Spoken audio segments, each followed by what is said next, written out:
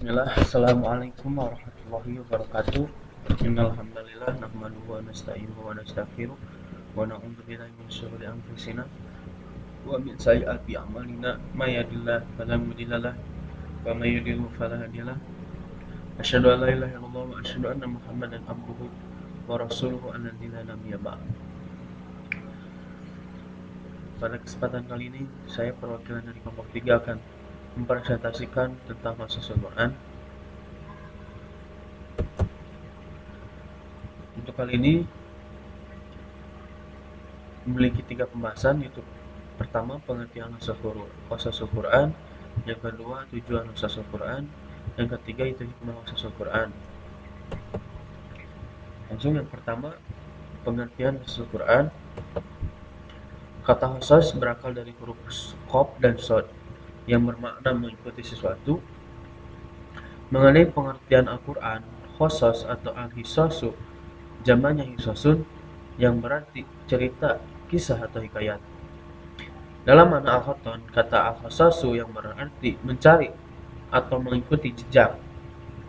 Menurut Hasbi Asidki, bahwa qasas berarti mencari bekasan atau mengikuti bekasan-bekasan lainnya atau jejak. Lafaz al-qasas bermakna urusan, berita, khobar, atau kejadian. Bisa pula berarti berita-berita yang berurutan. Secara etimologi dapat diartikan sebagai suatu fragmen atau potongan-potongan dari berita-berita tokoh atau umat terdahulu.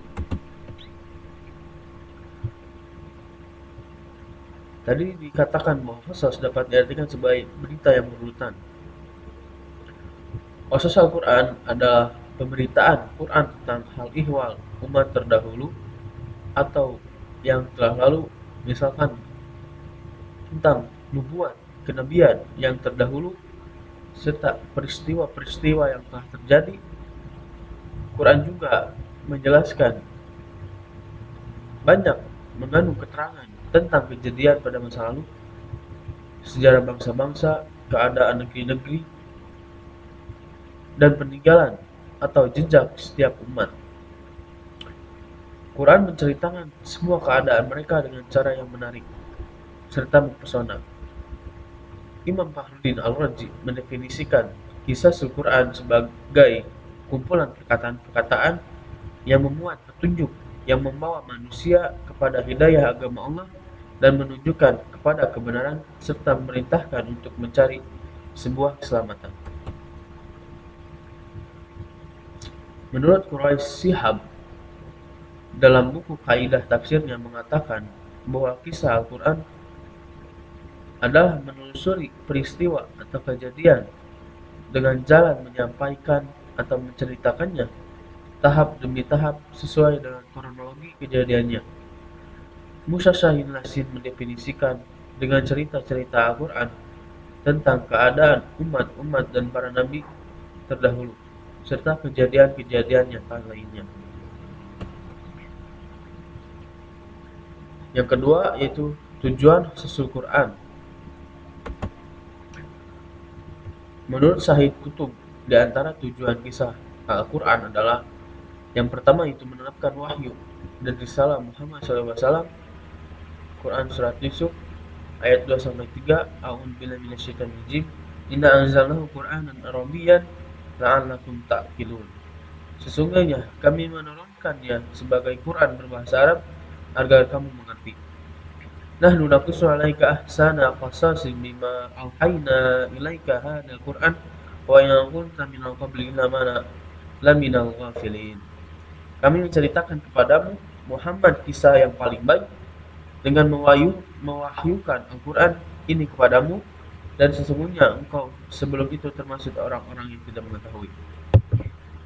Ayat ini menjelaskan tentang turunnya wahyu kepada Nabi Muhammad SAW. Yang kedua yaitu menerangkan bahwa agama seluruhnya dari Allah dan bahwa kaum mukminin seluruhnya adalah umat yang satu. Quran Surat Al-Anbiya ayat 48-50. Yang ketiga itu menerangkan bahwa agama seluruhnya adalah satu dasar dalam surat Al-A'raf ayat 59. Yang keempat itu menjelaskan bahwa cara para nabi dalam berdakwah itu satu, dan penerimaan kaum mereka hampir mirip semuanya. Quran Surat Hud ayat 25-27. Sebagai pemberitaan Allah bahwa pada akhirnya Allah selalu menolong para nabi dan menghancurkan musuh-musuhnya. Dan nabi itu mengungkapkan janji dan ancaman, menunjukkan, yang ketujuh itu menunjukkan betapa besar nikmat Tuhan, nikmat Allah yang diberikan kepada nabi-nabinya. Yang delapan itu memperingatkan Bani Adam akan tipu daya dan godaan setan, menunjukkan bahwa Allah membuat hal-hal yang luar biasa untuk menolong nabinya. Di antara faedah yang dapat kita ambil dari kisah-kisah dalam Al-Quran, seperti yang disebutkan oleh Syekh Mana Al-Khattab dalam kitabnya, yang pertama itu menjelaskan asas dakwah menuju Allah dan menjelaskan pokok-pokok syariat yang dibawa oleh Nabi Muhammad SAW. Yang kedua itu meneguhkan hati Rasulullah SAW dan hati umat Muhammad SAW atas agama Allah, dan juga memperkuat keyakinan orang-orang yang beriman tentang pertolongan al-haq dan bala tentara serta kehancuran kaum yang menyimpang. Seperti firman Allah Quran Surat Hud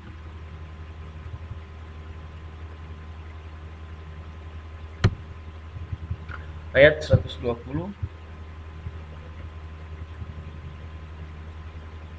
wa kullu naqussu 'alaika min amba'i rusuli ma nusabbatu bihi fuadaka wa ja'aka fi hadihi haqqu wa mau'idatun wa dzikra lil mu'minin.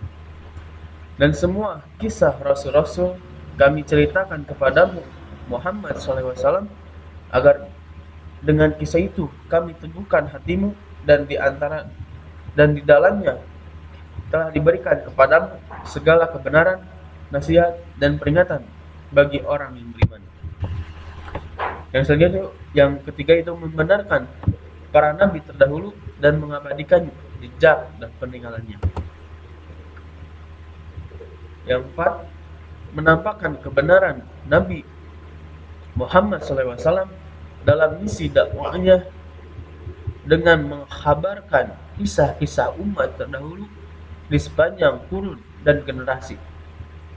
Yang kelima itu menyibak kebohongan ahli kitab dengan hujah yang membeberkan keterangan dan petunjuk yang mereka sembunyikan, dan menentang mereka dengan isi kitab mereka sendiri sebelum kitab itu diubah dan diganti.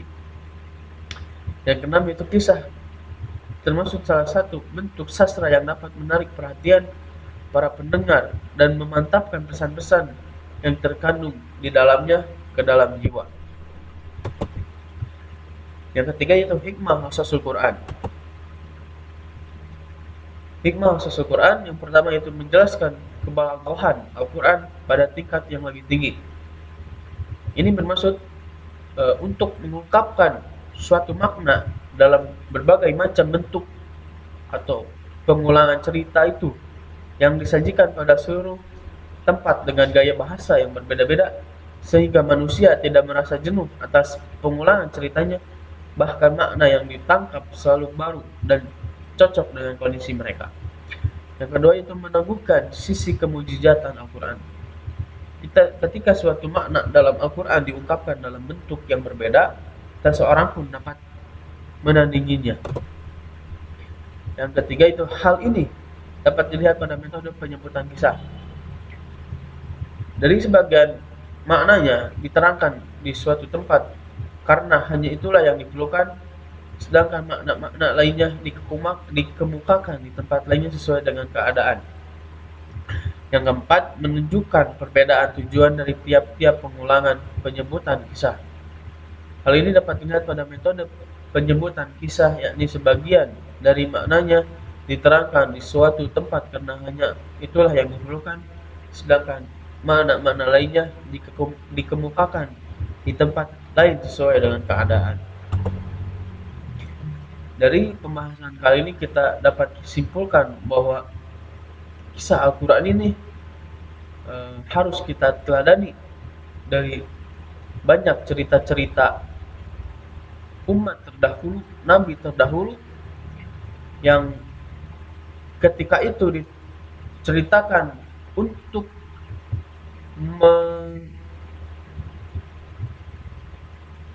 memberitahukan kepada umat-umat Nabi Muhammad, umat-umat akhir zaman, bahwa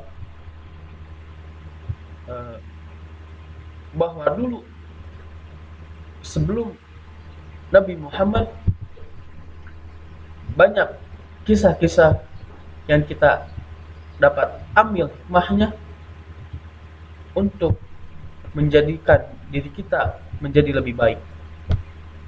Cukup dari saya. Mohon maaf apabila ada kesalahan, karena kesalahan pada diri saya dan kebenaran hanya pada Allah Subhanahu wa taala. Sekian, wassalamualaikum warahmatullahi wabarakatuh.